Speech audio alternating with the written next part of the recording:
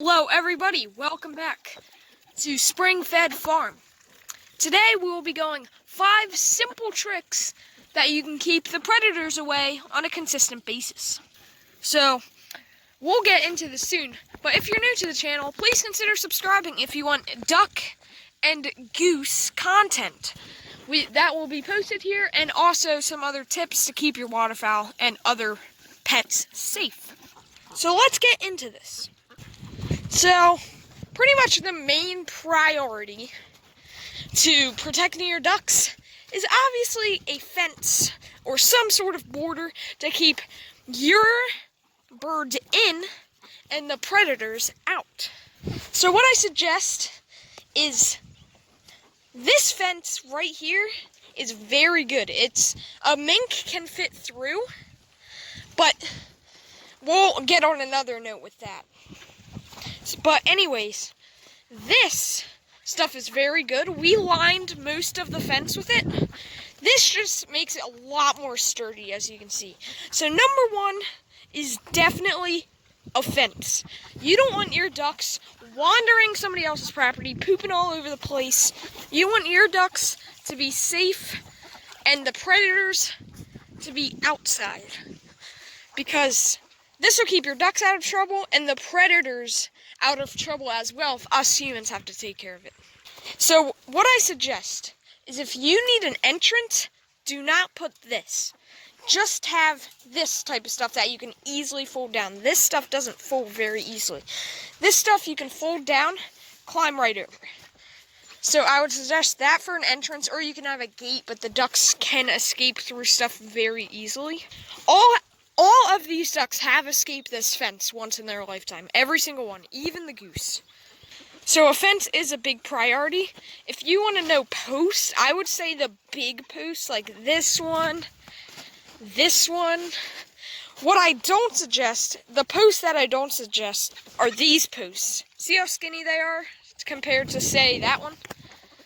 They're a lot more flimsy as well. We have a few, but we're probably going to take them out and put in the stronger ones since we have a few over there somewhere. But yeah, number one is definitely a fence. And the zip ties, you can cut them, but when we built this, it was like dead of winter, so we didn't really have time. But we just have plastic zip ties that can hold it for about a few years, and then you'll have to replace. Or you can get fancy and get the metal strip zip tie. They can hold on for like a really, really, really long time. Sometimes forever. So now that you got number one done is now that you got number one done, let's move on to number two. Number two is what we can just call it. What type of objects or what do you have for your ducks? You see, these ducks live out here full time. They don't go up in their brooder house anymore. They live down here full time since they are full grown, and I don't worry about them. One thing, the pond. A raccoon or a fox. Say, those are our top predators here, and a mink, say that. A mink will go in the water, but they are not as fast as ducks in this big of a pond. Foxes and raccoons, the raccoon will go in the pond, but he's going to have to chase them. The ducks can swim for hours at a time. Like that, the water is their favorite thing on earth, and they have a lot of energy. They can swim. They will play like cat and dog. Or cat and mouse, whatever, with the raccoon. They will be the freaking mouse. They will swim, and the raccoon will most likely not catch them. So, number two is basically what I'm saying. Maybe have a pond. If you don't have a pond, put them in a house at night. That's my other thing, like, put them in some sort of shelter. If you keep them inside your house, you would probably have to have a big Tupperware container, but you can't house 32 ducks and one goose in the house. It's just, and you can house them up there, but they would get in all sorts of trouble. since it is mating season right now, they are very aggressive with each other. As you can see, that one, right when I said it, just pecked the one peeking. But they are getting very aggressive, and in the spring and summer months, you do not want to have them confined. They'll sometimes even really get violent, and it'll turn ugly. So maybe a house or a pond will be very good for your ducks to be safe. And this pond is pretty deep, so they would be safe. Number 3, guard animals. Some people have guard dogs. Some people have guard geese. That's what we have. And some people don't even have guards.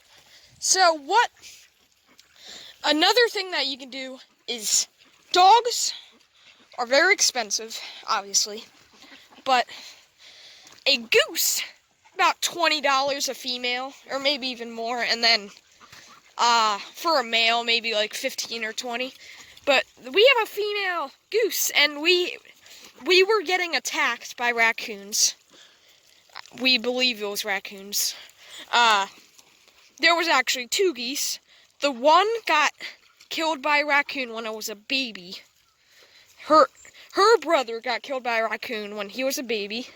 And then there's only the goose. Maybe a guard animal will help. That's one of the big things, actually. Yeah, guard animals are very good to have guarding innocent little ducks. Like, ducks can't really fight back too much, so it's good to have a guard goose that can really fight back, or a guard dog. Number 4. This one might be a little weird than all the other ones, but mark your territory. What I mean by that is urinate around your fence or around where the ducks are. The reason being is that, say an animal wants to enter, I know I'm in the pen, but say the pen's over there. Animal wants to enter, they smell the pee or the urine, and they will say, this is not my territory, I'm not going to go. Specifically for foxes, if you're having a fox problem, this will work great, because foxes are very, very, very, very cautious with their hunting and all that stuff. Raccoons, on the other hand, it might work, but they're one of those animals that just goes for it. They don't care about anything. And they can fight, too. Against a goose, it would be a pretty even match, but that's a small goose. That's a gray-eyed goose. They're, actually wild. But, anyways, if you have a big goose, like a big Emden goose, raccoon doesn't really stand a chance against them. And some raccoons don't even go for full-grown ducks. Some raccoons do, the big ones do. Then the little ones are just a little too small to go for, say, a duck for the size of that one. That blue sweet over there. So number 4 was mark your territory. When we had the problem, I would just urinate all around the fence everywhere, and we didn't have the problem for a long time again. And then one more duck died.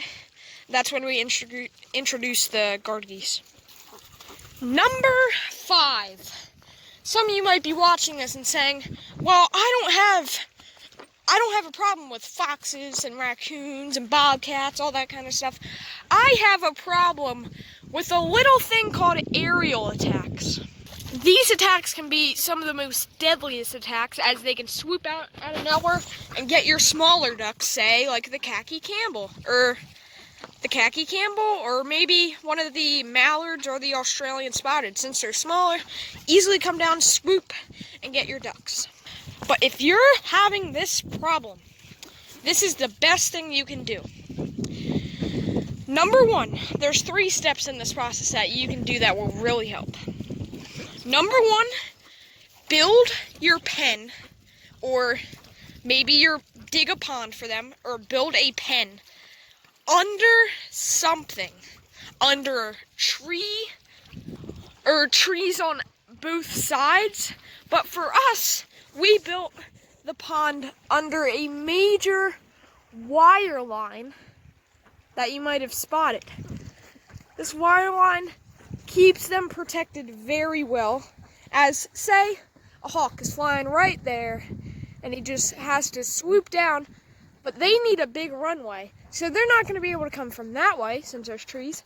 They're not going to be able to come from this way since there's trees.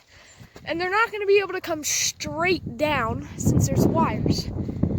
So the only way they can get in here is they have to come down this or that, which is very, very tight. And they need a big runway, like I said. They're not like falcons that can come straight down. And we don't have too many falcons. And even a falcon, it would be pretty hard because they have to get low enough that they won't hit the fence.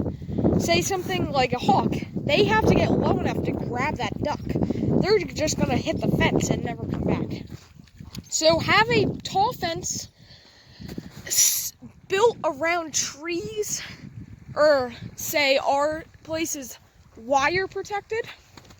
And step number 2, you guys might notice, is have some shelter for your guys. Number 1, it keeps them warm. Number 2, an aerial predator isn't gonna come down here. They're gonna be like, if they were dumb enough to just come down here and collide, they're not gonna do that. So have a nice little nest. You can also use it as a nesting area and keep your animals warm. Just have some aerial protection. And step number 4, or no, step number 3, not number 4. I mean, if you count the fence, it could be number 4, but number 3, we'll just call it. Get some sort of decoy owl. I know they sell owls. Get some sort of decoy owl or a decoy hawk, decoy eagle. They only sell them for like less than $20. Just say you can put your decoy right on this log, and if an owl comes out at night, they're gonna have to dodge all this, the fence, the houses, and then while they're circling, they'll see an owl, which is actually a decoy, sitting here, and they'll be like, oh, there's already another territorial bird down there, I'm not gonna invade their territory. And they just won't. They won't do it because they know not to, or else it could start a big fight. Like, say I'm the aerial predator. The ducks run in there, and they're protected. That was 5 tips that can keep your ducks and some baby geese, maybe, safe. Hope you enjoyed. Be sure to like and subscribe to the Springfed farm. And, yeah, hope you enjoyed. See ya.